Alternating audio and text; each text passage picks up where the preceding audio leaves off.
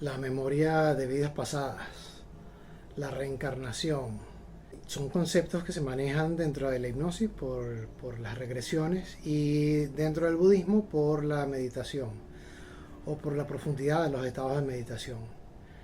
Aún así hay cosas que en algún momento se contradicen, sobre todo en estos lapsos que existen entre una vida y otra. Podríamos determinar que existen 4 o 5 grupos de personas que se identifican por un tipo particular de problema que se repite vida tras vida y que refleja en la sociedad un tipo de persona que incluso la sociedad ya no lo ve como un problema, sino que como es común, pues ya el problema ni siquiera se trata. Entre esos está el primer grupo del cual podríamos hablar, que es el grupo que se nace con el talento. Primero habría que hablar sobre qué es la memoria. Es la conexión que existe en la sinapsis, para lo cual una función o una memoria está más dúctil, es decir, es mucho más rápido. Entonces, cuando una persona está viendo algo por primera vez, esa conexión es mucho más lenta, hasta que por fin hace la conexión. Para una persona que tiene una memoria de la vida pasada, esa conexión es muchísimo más rápido. ¿Cómo es eso? De repente, si, por hablar en el caso de la música, alguien podría estar en la misma clase donde todos están viendo la clase de guitarra por primera vez y hay un alumno del cual se le dice tiene un don, tiene talento. El talento es básicamente que se le hace mucho más fácil a esa persona que al resto que están viendo eso por primera vez. A esa persona se le hace mucho más fácil y por lo tanto aprenden mucho más rápido. Esto tiene un efecto también en cuanto al entorno. El talento cuando es llevado a personas que no están educadas de la forma correcta, emocionalmente correcta, si podría llamarse de esa forma, atacan al que tiene talento. Lo bombardean y eso genera un rechazo social que tal vez en la niñez no se note, pero sí se nota en la madurez. La otra cosa es que muchas de estas personas siente o cree que maneja el concepto de almas viejas. Las almas no tienen tiempo. ¿Ok? ¿Por qué? Porque en esa dimensión el tiempo no existe. Usted podría tener una cantidad de vidas, pero eso no quiere decir que tenga más tiempo, sino que simplemente te ha tocado repetir más. Ese concepto llevado a un ejemplo sería como si usted por primera vez se sube a la montaña rusa y usted grita, se desmaya, se pone tenso, se agarra del pasamano, hace toda esa cosa en el primer viaje. Pero para el que está haciendo el viaje por 10ª vez y de forma seguida, ya no es emocionante. Ya ni siquiera grita, ya no se le acelera el pulso. El problema es que la persona que tiene esa cantidad de veces que está viniendo no es más sabio, sino todo lo contrario. Es una persona que emocionalmente no ha podido superar cosas. Y como no lo ha podido superar, le toca repetir. Le toca repetir y repetir. Y repites con exactamente el mismo patrón de trabajo, con el mismo patrón de gustos, con el mismo patrón incluso de personas con patrones parecidos a los que debería superar emocionalmente. Bien sea si la situación es de pareja o familiar o personal, el patrón se repite porque no lo ha superado. En el siguiente plano no es importante lo que usted hace, porque además volver a este plano de existencia no está basado en que si usted, que yo era talentoso con la guitarra, pues eso no era importante. Lo importante era que pudiera superar o teniendo como aprendizaje emocional, poder superar cosas. ¿Superar qué cosas? Por poner un ejemplo pues, pareciera una cosa monótona, es que tener talento para algo puede que llame la atención de un grupo de personas y eso le genere la dependencia a la atención que recibe por un público. Pero eso no era importante. Lo importante era que usted pudiera desarrollarse a nivel familiar. Nosotros tenemos una especie de código donde están pegados el talento y la posibilidad de pecado. Eso va junto. Entonces, ¿cómo es eso? Bueno, para el, eso significa que sí, tienes un talento y tienes un pecado que te puede hundir. Usted puede repetir 20.000 veces su habilidad con el talento, pero repites también 1000 veces con el pecado. Puede que generes más talento y te olvides de que esto era importante, por lo tanto repetir va a ser la condena. Esto le pasa muchísimo al primer grupo.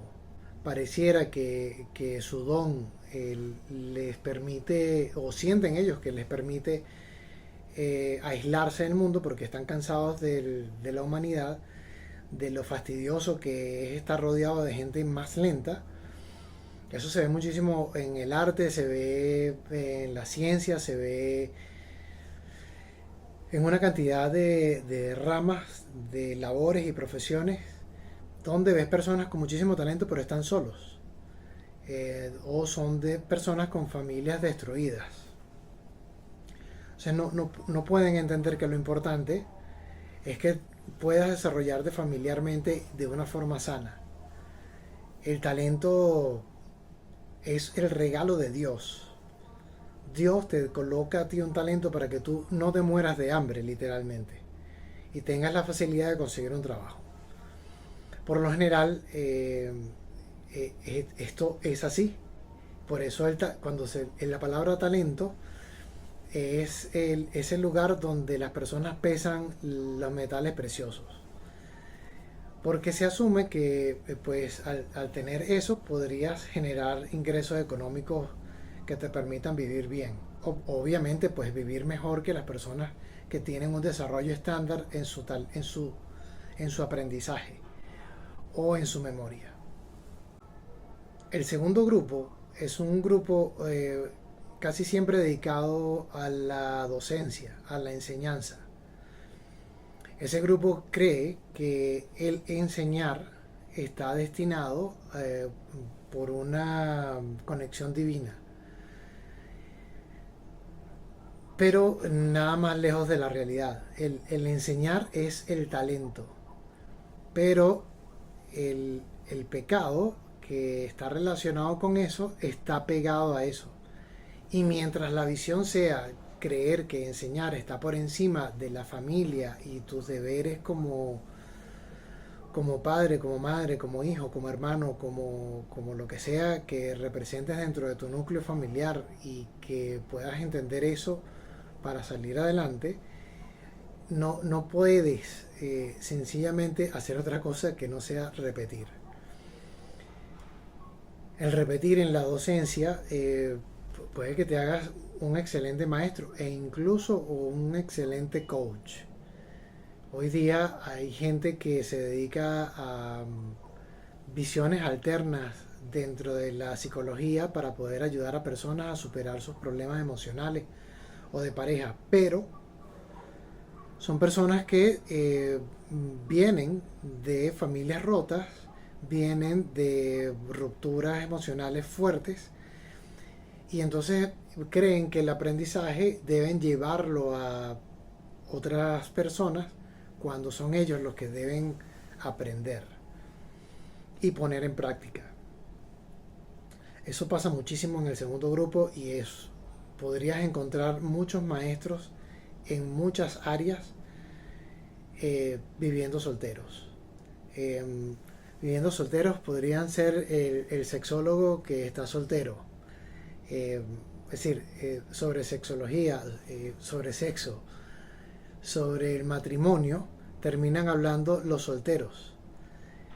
¿Cuándo debería darlo una persona que esté casada por lo menos 30 años? Ese es el que puede dar consejos sobre matrimonio. No te puede dar consejos de algo que para superar un problema cuando tú tienes 20 años de casado, una persona que en su vida ha durado 5. Lo mismo pasa para cuando vas a pedir consejos a alguien dentro del budismo o dentro del catolicismo o dentro de cualquier religión que le impida a la persona estar casado. ¿Por qué? Porque usted no puede entender los problemas por los que usted no ha pasado. Usted lo puede ver desde afuera, pero es solo quien lo vive quien tiene que transitar el camino. Eso lo entiende muy poca gente. Poder hablar de algo como que de algo sobre lo que no has tenido experiencia es extremadamente fácil porque cualquier persona te puede creer. Solo tienes solidez cuando tú representas físicamente y emocionalmente de lo que estás hablando. Equilibrio, durabilidad, estabilidad. Al usted representar eso en su vida privada, créame que el enseñar va a ser una cosa secundaria, porque usted es el ejemplo en vida. Muchas veces la gente olvida eso y termina asistiendo a ver clases con personas que tienen un discurso general para problemas individuales y personales.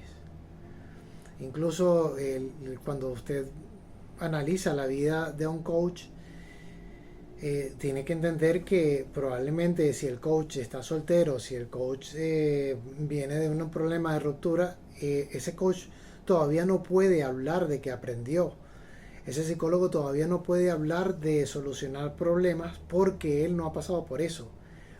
La victoria, si se puede llamar, o la trascendencia de los problemas se da cuando usted es la representación de esa trascendencia. Cuando usted tiene 40, 50 años de casado y sus hijos ya están grandes y usted es abuelo, entonces usted puede hablar del matrimonio. Pero la gente no le busca, pero mucha gente no busca consejos de una persona de esa edad. Realmente el problema para hablar del coaching para el matrimonio debería darlo una persona de 70 años que tenga 50 años de casado, porque te puede hablar de los problemas cuando tenía 5, cuando tenía 15, cuando tenía 30, los problemas de los hijos, cómo solucionarlo o cómo lo solucionó él. Y si eso a ti te sirve, pues buenísimo.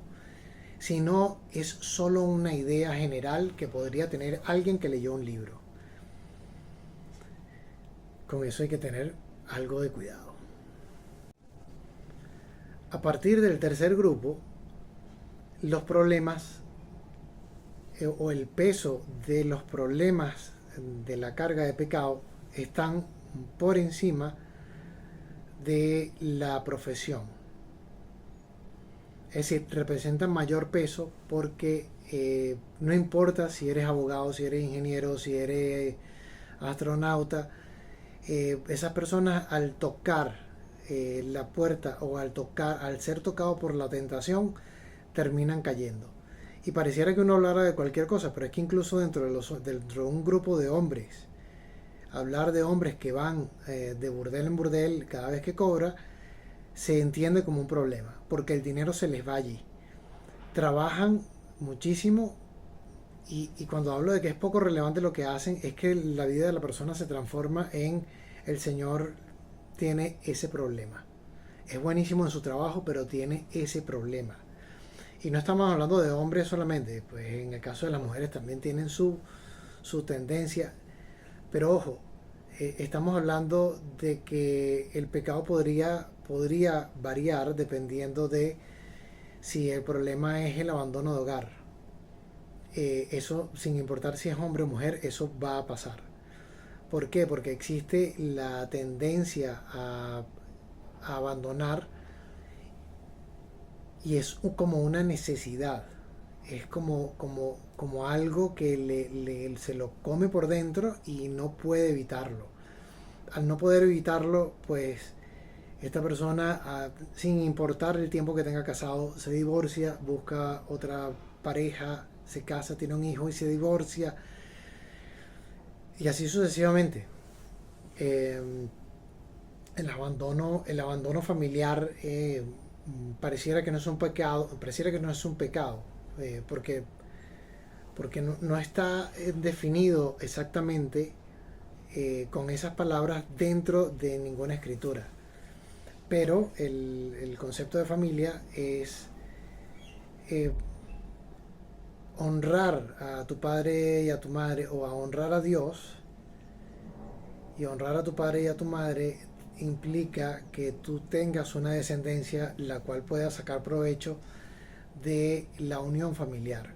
Cuando la persona rompe eso, lo rompe y se rompe una cadena de todo lo que está detrás de él, detrás en sus antepasados, que son las personas que trabajan a nivel espiritual, dentro del mundo espiritual, para que a usted le vaya bien, que procuraron que usted tuviese las facilidades de casa, carro, y un apellido que le proporcione a usted la facilidad de no tener que generar un respeto por el apellido, porque ya su apellido representa algo.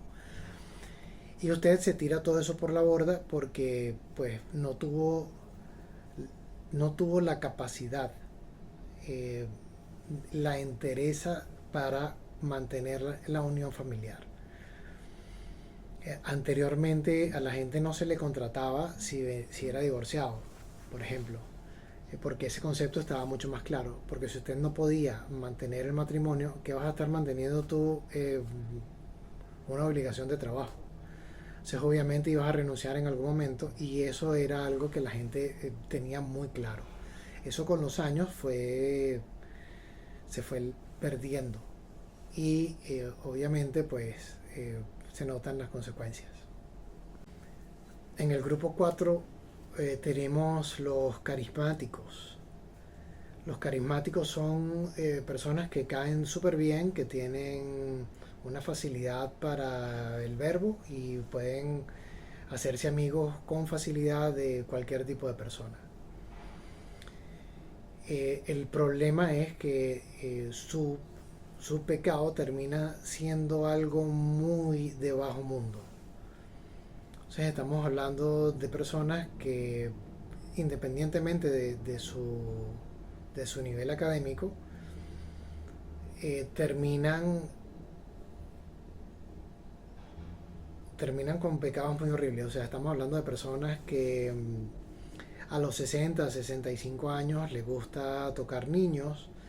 Eh, Imagínense la cantidad de vidas que tiene alguien como el Dalai Lama, y, o sea, 13 reencarnaciones. Y su pecado lo ha perseguido 13 reencarnaciones. Cuando usted lo ve pidiéndole a un niño que le bese la lengua, eso significa que el pecado todavía no ha podido ser dominado ni por la meditación, ni por las oraciones, ni por su figura pública. Todo lo contrario, ese marco de figura pública lo que hace es protegerlo de que si en algún momento cae, existan personas que le tapen lo que está haciendo.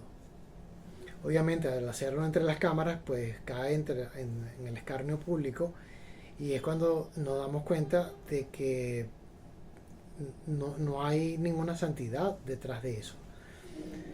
Este plano de existencia tiene reglas que trascienden a través del tiempo, y esa relación que existe entre la fama y el cómo te protege tu círculo más cercano es lo que ha llevado a artistas famosos a caer en eso, y que se descubra eso muchos años después. Estamos hablando de personas que, sin importar su carrera, sin importar a lo que se dediquen, bien sea dentro de lo religioso, dentro de lo político, dentro del arte, la música, si son bailarines, en algún momento toda su fama se reduce en: te gustaban los niños. Ese prácticamente es el pecado que los persigue vida tras vida. Es muy doloroso ver que una persona mayor, pues hablo del caso del Dalai Lama porque fue público y notorio, pero últimamente con mucha preocupación uno ve que personas mayores a 60, 65, 70 años eh, le- les, les gusta abusar de menores. Y eso es como un vicio que ha estado martillando la cabeza de esa persona desde siempre. No es que de la noche a la mañana dijo, es que esto me está llamando la atención. Eso ha estado ahí de forma repetitiva, dándole vuelta, hasta que la persona cae. Es por eso que te toca repetir. No te toca repetir porque es que sea interesante que tú seas buen músico, buen bailarín, o buen ingeniero, o buen matemático. Te toca repetir porque emocionalmente no has podido superar cosas. En el quinto grupo están las personas que actúan de forma colectiva para ejercer violencia de cualquier tipo, bien sea para exterminar un grupo de personas o para abusar sexualmente de un grupo de personas.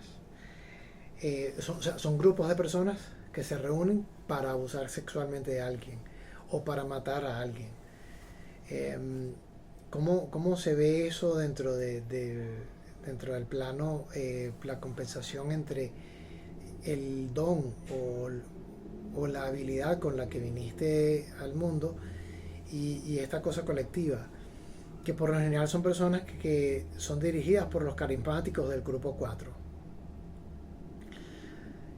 ¿Qué pasa? Que al igual que en el grupo 4 lo que martilla la cabeza de estas personas es la necesidad de exterminar la vida de alguien. Y para eso utilizan tendencias raciales, políticas, religiosas, o utilizan el conocimiento racial, político, religioso o cultural para eliminar eh, una gran cantidad de personas. Y lo hacen porque en sí son asesinos. Pero como no se sienten locos o dementes, la persona justifica sus acciones detrás de algo como el racismo o mi Dios es mejor que el tuyo, entonces voy y mato a todos los que son creyentes de otros dioses. Esos son como los ejemplos del grupo 5 que realmente pensaría uno que abunda poco, pero a nivel mundial se puede notar en los países en los que existe la tendencia de apedrear mujeres o colgar personas que tienen una sexualidad diferente a lo que establece la ley del país. O en países donde grupos de personas que migran lo hacen de forma colectiva para usar o sacar provecho de los bienes económicos de otra persona asesinándolos. Estas son como las formas en las que actúa el ser humano de forma colectiva cuando está en el grupo 5. Podría uno decir que colectivamente podrían buscar la mejoría, pero estamos hablando de que el talento es una cosa individual y la falla por la cual caes como pecado también, porque es individual. Es colectivo porque existe una empatía psicológica en el momento en el que se está ejerciendo la violencia y de forma espontánea la gente aborda y participa del hecho. Hay un libro que cuenta la historia de un señor que decía que la hipnosis no servía y trata de rechazar el comando de una persona que lo hipnotiza y le dice, esta carta me la entregas a medianoche en mi casa. El señor agarra la carta y se ríe y la guarda. A medianoche el señor no aparece el segundo día, no aparece sino como hasta el tercer día.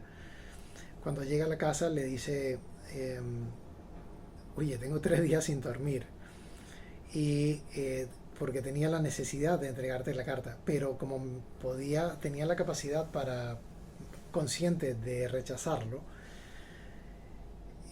No vine ni el primero ni el segundo día, pero me generó estrés, insomnio, ansiedad. Y bueno, aquí está la carta y se la entrega. Nosotros tenemos una programación divina que no se nota de inmediato. Pero cuando usted llega a la crisis de los 40 es cuando se da cuenta que usted está padeciendo de enfermedades que tienen mucho más que ver con una terquedad en tratar de rechazar esa programación que cualquier otra persona.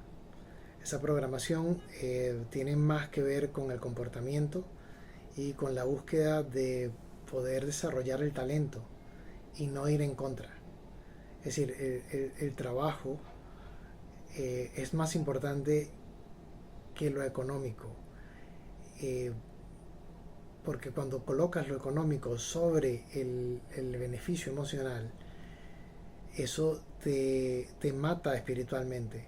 La gente tiende a convertirse en déspotas y familiarmente eso tiene un costo. Pasas mucho menos tiempo con tu familia porque te conviertes como en un cajero. Ya no eres la persona que está allí para hablar de los problemas, sino el que está allí para comprar carros lujosos o para pagar los viajes. Hay que tratar de hacer un equilibrio. Uno nota eso en la crisis de los 40 porque en la crisis de los 40 es cuando la gente trata de hacer algo que por lo general está ligado al arte y trata de hacer las cosas que normalmente no hizo cuando estaba más joven. También existe una gran cantidad de sintomatologías psicológicas que se representan como una forma de resistencia y la gente no sabe a qué le estás haciendo resistencia. No importa dónde te mudes, esa resistencia va a estar allí y el problema va a ser que vas a tratar de encontrar a quién apuntar, sobre quién colocar el dedo para decir es que es culpa de y no culpa tuya. Esa programación divina no es solamente una habilidad para el trabajo, es también una forma de comportamiento. Si bien es cierto que hay muchas cosas que se dejaron en el aire cuando se escribieron los 10 mandamientos, es porque se sabía que los tiempos cambian.